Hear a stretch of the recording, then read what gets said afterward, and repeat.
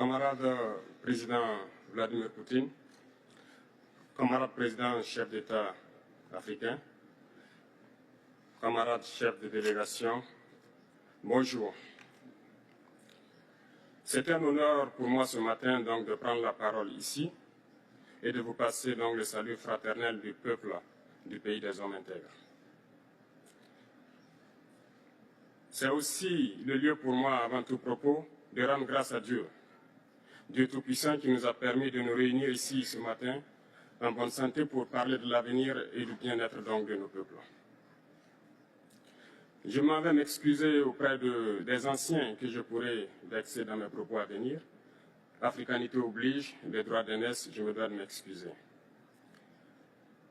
Camarades, j'ai quelques questions donc de ma génération, mille et une questions qu'on se pose. Mais nous n'avons pas de réponse. Et il se trouve qu'ici, nous pouvons laver donc notre linge sale parce qu'on se sent en famille. On se sent en famille en ce sens que la Russie est une famille aussi pour l'Afrique. C'est une famille parce que nous avons la même histoire. La Russie a consenti d'énormes sacrifices pour libérer le monde du nazisme pendant la Seconde Guerre mondiale. Les peuples africains, nos grands-pères, ont été déportés de force aussi pour aider l'Europe à se débarrasser du nazisme. Nous partageons la même histoire en ce sens que nous sommes les peuples oubliés du monde. Qu'ils soient dans les livres d'histoire, dans les documentaires ou films, on tend donc à balayer le rôle prépondérant qu'a joué la Russie et de l'Afrique dans cette lutte contre le nazisme.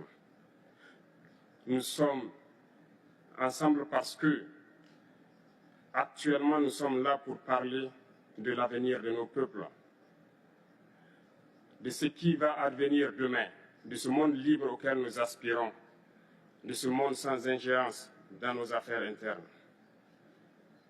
Nous avons les mêmes perspectives et je souhaite que ce sommet soit l'occasion donc de pouvoir tisser de très bonnes relations en vue d'un meilleur avenir de nos peuples. Les questions que mes générations se posent sont les suivantes, si je peux me résumer, c'est de ne pas comprendre comment l'Afrique, avec tant de richesses sur notre sol, avec une nature généreuse, de l'eau, du soleil en abondance, l'Afrique est aujourd'hui le continent le plus pauvre. L'Afrique est un continent affamé. Et comment se fait-il que les chefs d'État traversent donc le monde à mendier? Voici des questions que nous nous posons et que nous n'avons pas de réponse jusque-là. Nous avons l'occasion de tisser de nouvelles relations. Et j'espère que ces relations puissent être les meilleures pour donner un meilleur avenir à nos peuples. Ma génération me charge aussi de dire que, par ce fait de pauvreté, ils sont obligés de traverser l'océan pour essayer de rallier l'Europe. Ils meurent dans l'océan. Mais que prochainement, ils n'iront pas traverser parce qu'ils viendront devant nos palais pour chercher leur pitance quotidienne. Pour ce qui concerne le Burkina Faso, aujourd'hui, nous sommes confrontés depuis plus de 8 ans à la forme de manifestation la plus barbare, la plus violente du néocolonialisme, de l'impérialisme. L'esclavage qu'on tend encore à nous imposer. Nos dévanciers nous ont bien appris une chose. L'esclave qui n'est pas capable d'assumer sa révolte ne mérite pas que l'on s'apitoie sur son sort. Nous ne nous apitoyons pas sur nos sorts, on ne demande pas que quelqu'un s'apitoie sur notre sort.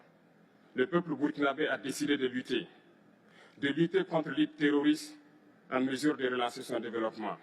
Dans cette lutte, des vaillants peuples, des vaillantes populations se sont engagées à prendre les armes face au terrorisme, ceux que nous avons affectueusement appelés les VDP, des volontaires. Nous sommes surpris de voir les impérialistes traiter ces VDP de milices et de tout type. C'est décevant, parce qu'en Europe, lorsque des peuples prennent les armes pour défendre leur patrie, on les traite de patriotes. Nos grands-pères ont été déportés pour sauver l'Europe. Ce n'était pas avec leur consentement, contre leur gré. Et bien au retour, on se rappelle bien qu'à Tiaroy, lorsqu'ils ont voulu revendiquer leurs droits élémentaires, ils ont été massacrés. Cela ne fait rien donc. Lorsque nous, peuple, nous décidions de nous défendre, on nous traite de milices. Mais là n'est pas le problème. Ce qui est le problème, c'est de voir des chefs d'État africains qui n'apportent rien à ces peuples qui se battent, mais qui chantent la même chose que les impérialistes en nous traitant de milices, en nous traitant donc d'hommes qui ne respectent pas les droits de l'homme. De quels droits de l'homme parle-t-on? Nous nous offusquons contre cela et c'est honteux. Il faut que nous, chefs d'État africains, nous arrêtons de nous comporter donc en marionnettes qui dansent à chaque fois que les impérialistes tirent sur les ficelles. Hier, le président Vladimir Poutine a annoncé donc l'envoi des céréales en Afrique. Nous sommes bien contents. Nous lui disons merci pour cela. Mais aussi, c'est un message passé à nous, chefs d'État africains, parce qu'au prochain forum, nous ne devrons pas venir ici sans avoir assuré, pour ceux qui ne connaissent pas la guerre, l'autosuffisance alimentaire de nos peuples.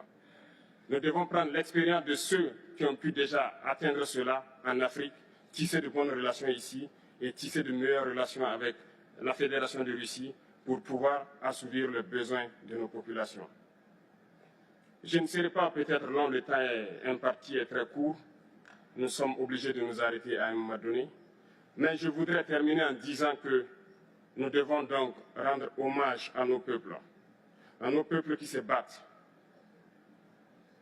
Gloire à nos peuples, dignité à nos peuples, victoire à nos peuples.